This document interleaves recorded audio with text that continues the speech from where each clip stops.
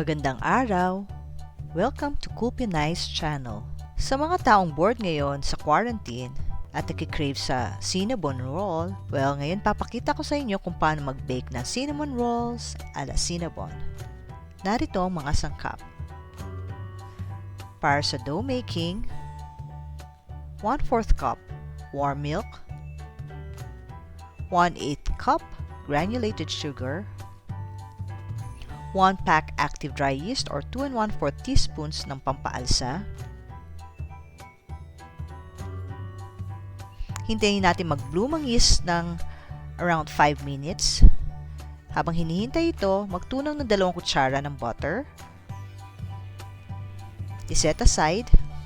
Then, i-mix ng dry ingredients. 2 3/4 cups of flour, 1/8 cup granulated sugar, 1 teaspoon of salt. Siguraduhin haluin mabuti. At ngayon ay ilagay na natin ng tinunaw na butter, 1 large egg,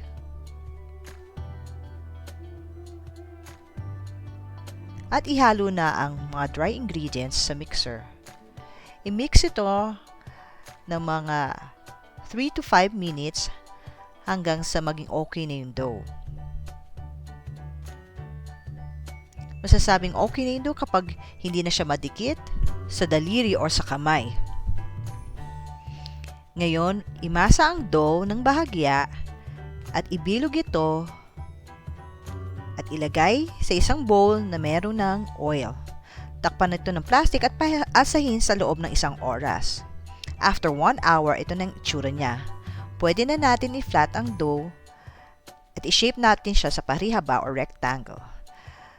Para sa cinnamon filling, maglagay ng 1/4 cup softened butter sa dough. Spread lang ito ng maigi sa buong dough at mag-iwan ng maliit na space sa gilid para sa pag-seal ng roll.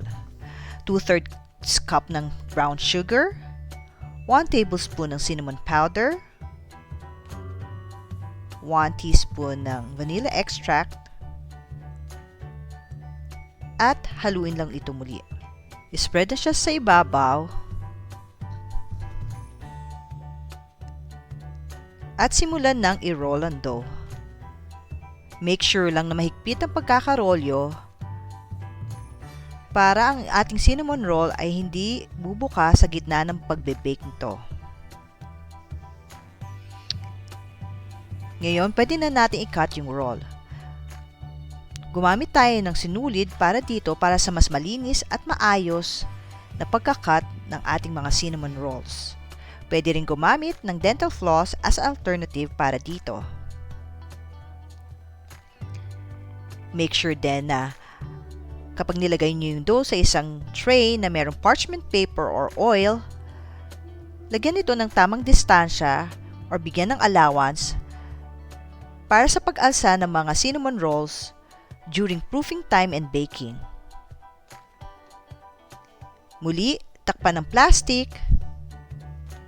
at isang tabi sa loob ng 30 minutes. Ito na yung itsura niya after 30 minutes. Makikita na dumoble na ang kanyang size at ready na siya for buttering. I-preheat ang oven sa 375 degrees Fahrenheit. Ilagay na ang cinnamon rolls sa loob ng oven at i-bake to sa loob ng 10 hanggang 15 minuto. Masasabing okay na ang cinnamon rolls kapag golden brown na ang ibabaw na to.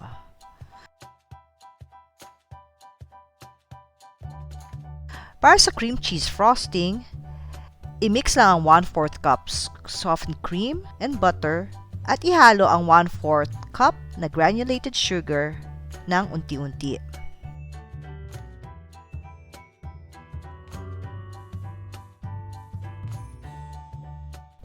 Kapag tapos na to, ipahid na ang frosting sa ibabaw ng bawat cinnamon roll.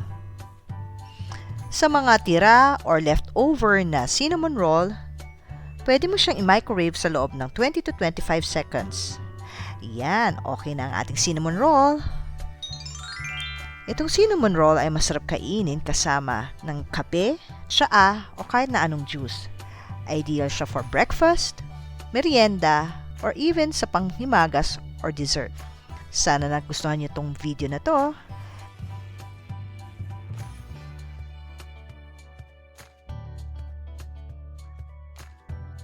Please like and subscribe and comment down below for more videos and suggestions on how to make our videos better. Thanks for watching!